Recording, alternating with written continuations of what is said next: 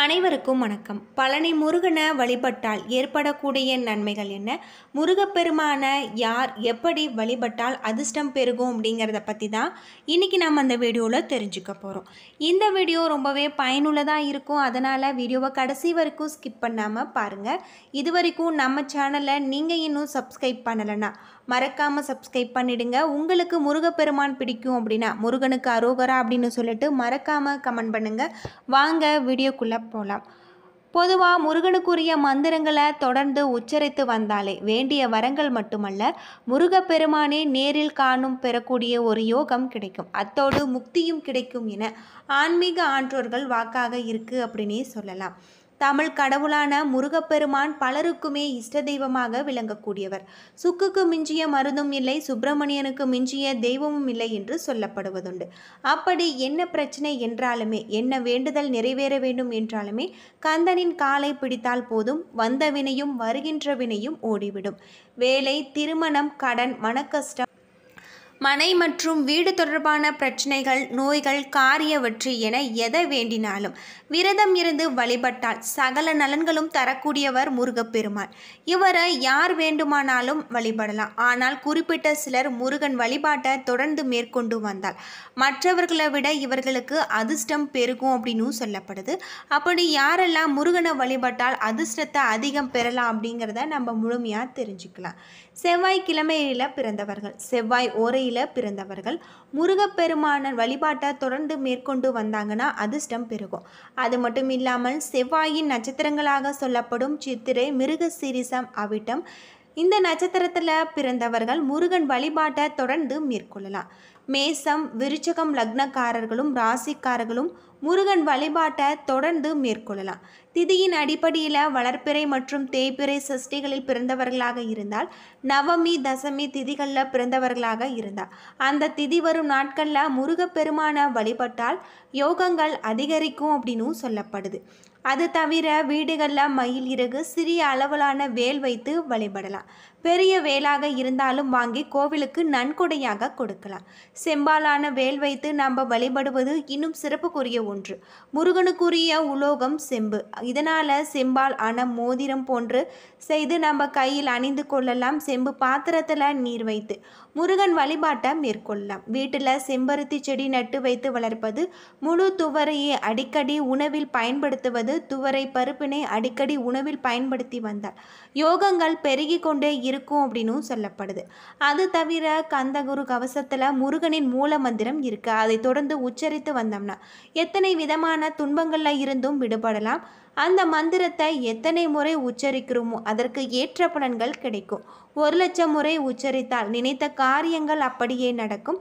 யம பயம் நீங்கும். கோடி முறை உச்சரித்தால் முக்தி கிடைக்கும். முருகப்பெருமானே நமக்கு நேரில் ஜோதி வடிவமாக காட்சி தருவார் அப்படின்னு சொல்லப்படுது.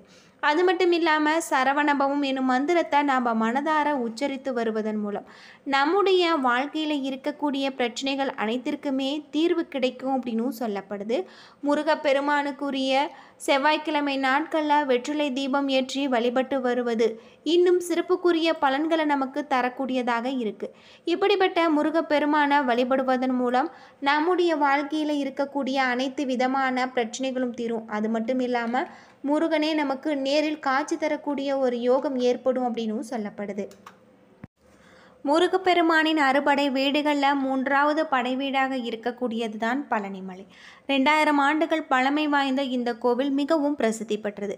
இந்த தலத்தின் மூலவரான முருகன் நவபாசானத்தால் ஆனவர். போகர் என்ற சித்தர் இந்த தலத்தின் மூலவரை பிரதிஷ்டை செஞ்சிருக்காங்க.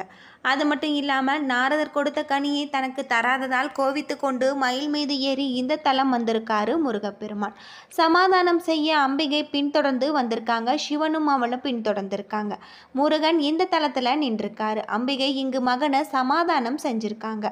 ஆனால் முருகப்பெருமான் விடாப்படியாக இங்கேயே இருக்க விரும்புவதாக சொல்லி தங்கி விட்டிருக்காரு. பிற்காலத்தில் இந்த இடத்துல முருகனுக்கு கோவில் எழுப்பப்பட்டது.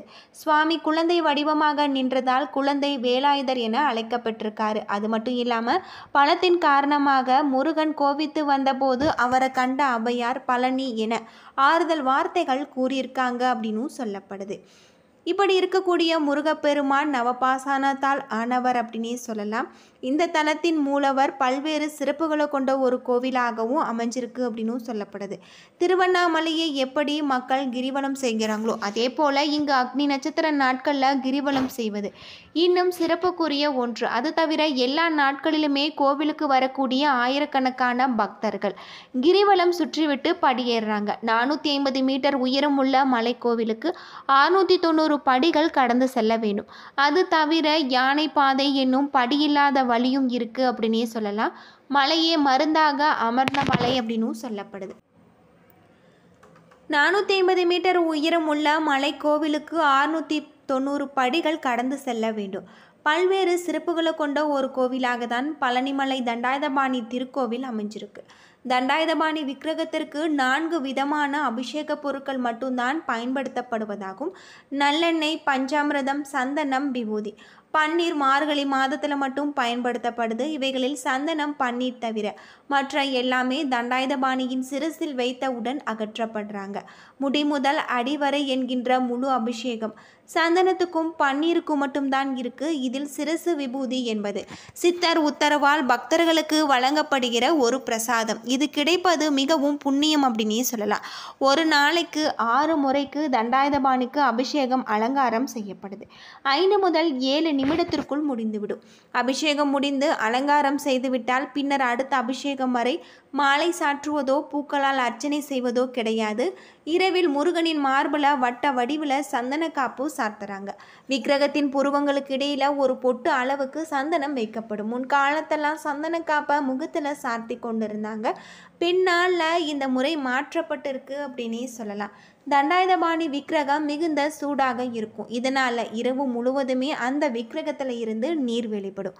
அந்த நீரை அபிஷேக தீர்த்தத்துடன் கலந்து காலை அபிஷேகம் நடக்கும்போது அங்கே இருக்கக்கூடிய பக்தர்களுக்கு பிரசாதமாக விநியோகம் செய்யறதாக சொல்லப்படுது.